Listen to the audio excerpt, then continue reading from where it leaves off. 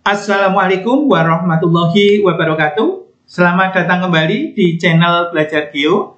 Video kali ini kita akan membahas tentang batas-batas wilayah Indonesia, khususnya pulau-pulau terluar wilayah Indonesia. Indonesia merupakan negara yang besar. Luas wilayah daratan dan lautan Indonesia ketika digabung adalah 5,45 juta kilometer persegi. Dan ini menempatkan Indonesia nomor 7 di dunia. Sedangkan ketika luas daratannya saja Indonesia adalah 1,9 juta kilometer persegi, menempatkan Indonesia nomor 14 di dunia, peringkat 5 di benua Asia, dan paling luas di Asia Tenggara. Sebagai negara yang luas, maka wilayah Indonesia memiliki perbatasan dengan banyak negara di sekitar Indonesia. Baik itu perbatasan yang berupa daratan maupun perbatasan yang berupa lautan. Perbatasan laut bisa berupa samudra maupun laut. Indonesia memiliki perbatasan darat dengan 3 negara, yaitu 1 dengan Malaysia di Kalimantan, 2 dengan Papua Nugini di Pulau Papua, dan 3 dengan Timor Leste di Pulau Timor. Sementara perbatasan laut Indonesia memiliki perbatasan laut dengan 10 negara. 1 India, sebelah barat Aceh, 2 Thailand, sebelah utara Nangro Aceh, 3 Malaysia di Selat Malaka dan di Laut Natuna, 4 Singapura di Selat Singapura, Kepulauan Riau, 5 Vietnam di Laut Natuna Utara, 6 Filipina di Laut Sulawesi, 7 Palau di Samudra Pasifik, 8 Papua Nugini di Samudra Pasifik dan Laut Arafuru, 9 Australia di Laut Arafuru, Laut Timor dan Samudra Hindia, dan 10 dengan Timor Leste di Laut Timor dan Selat Ombai. Perbatasan laut dengan negara-negara tersebut dibuat berdasarkan titik pantai pulau terluar Indonesia. Dan manakah pulau-pulau terluar Indonesia? Bagaimanakah keadaannya? Layakkah pulau tersebut menjadi benteng pertama NKRI? Adakah penghuninya atau hanya para prajurit? Tentang potensinya, mungkinkah untuk pariwisata atau malah justru menjadi tempat yang angker?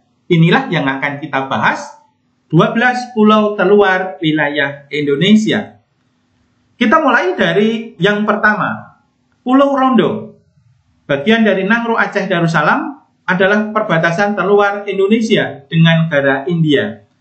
Terletak di Laut Andaman, berjarak 30 km dari Pulau W, khususnya kota Sabang. Berbatasan dengan Kepulauan Nicobar, India.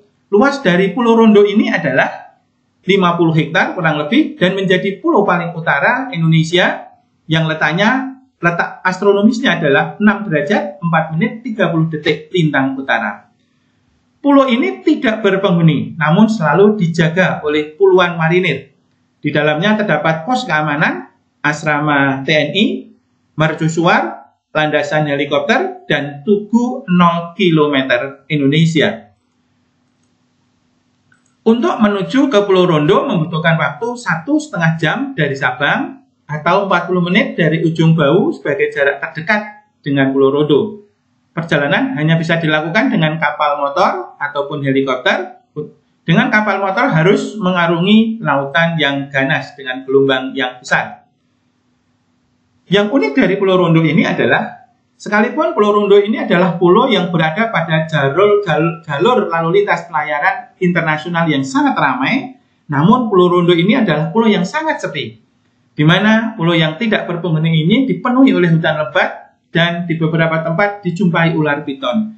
Ditambah karena bentuknya sebagai gunung, ya, pulau gunung ini, maka para pengunjung membutuhkan tenaga ekstra untuk menuju ke sana, harus menaiki 500 anak tangga untuk menuju ke pos dan asrama TNI yang ada di Pulau Rondo. Pulau terluar kedua di Indonesia adalah Pulau Berhala, Sumatera Utara, adalah batas terluar Indonesia dengan Malaysia. Terletak di Selat Malaka, Kabupaten Serdang Bedagai. Memiliki luas sekitar 2,5 km persegi. Sebenarnya sekitar Melayu ini ada 5 pulau yang namanya adalah berhala. 2 di Indonesia dan 3 di Malaysia. Pulau yang di Malaysia bernama Pulau Berhala yang di Malaysia adalah di negara bagian Sabah, Johor, dan negara bagian Perak bernama Batuan Berhala. Di Indonesia sendiri ada 2 pulau berhala. Yang pertama adalah yang di dekat Provinsi Jambi, di dekat Pulau Singkep, Kepulauan Riau, bagian dari Kepulauan Riau, pernah menjadi sengketa antara Jambi dan Riau, dan sekarang ini jauh lebih terkenal dari pulau terluar. Pulau ini adalah pulau wisata yang sangat terkenal di sekitar Sumatera Timur. Namun, yang akan kita bahas atau pulau terluar ini adalah yang terletak di Sumatera Utara. Pulau ini tidak berpenduduk, namun selalu dijaga juga oleh puluhan marinir.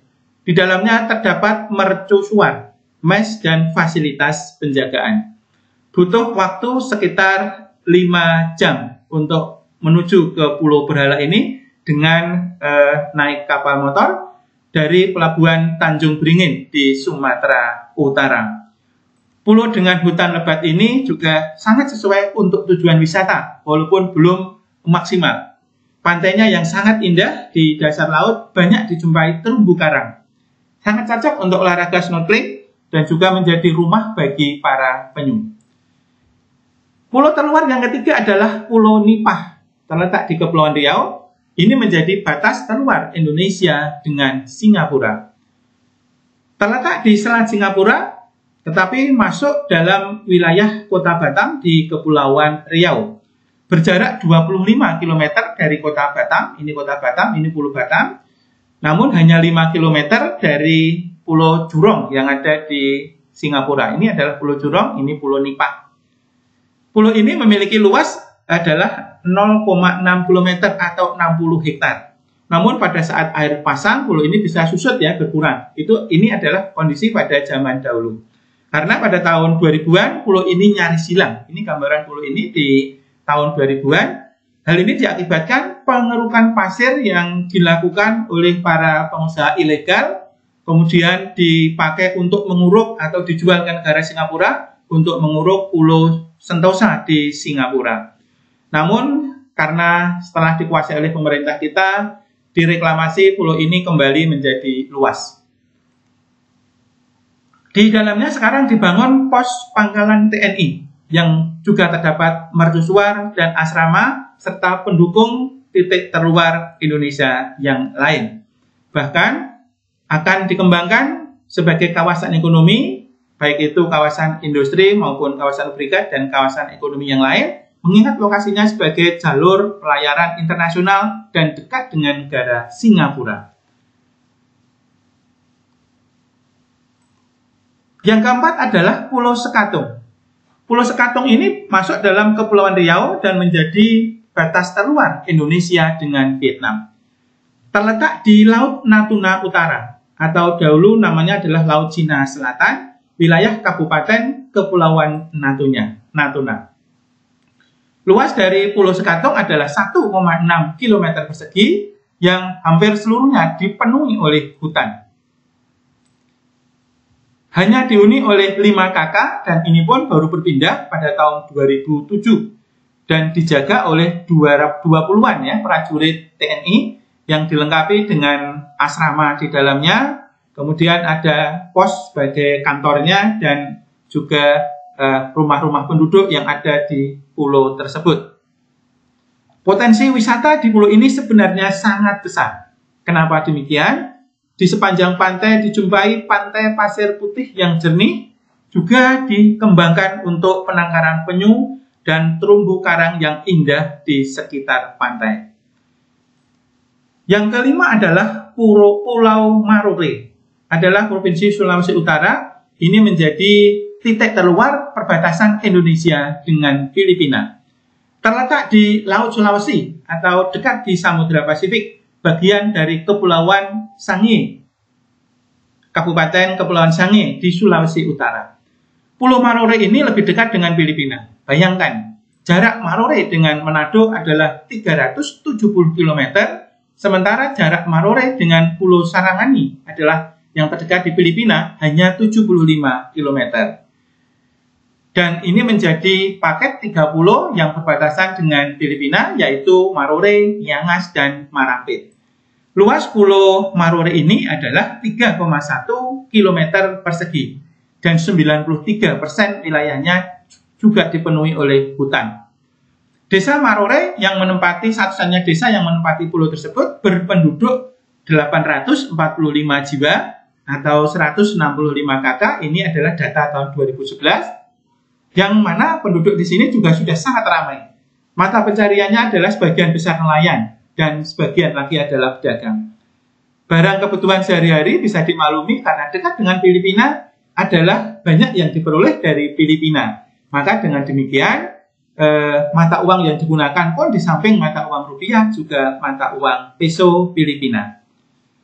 Butuh lebih dari 10 jam perjalanan. Bahkan kalau dengan kapal tradisional, dengan perahu tradisional membutuhkan waktu sekitar 20 jam dari Pelabuhan Bitung atau Manado untuk menuju ke Pulau Marore ini.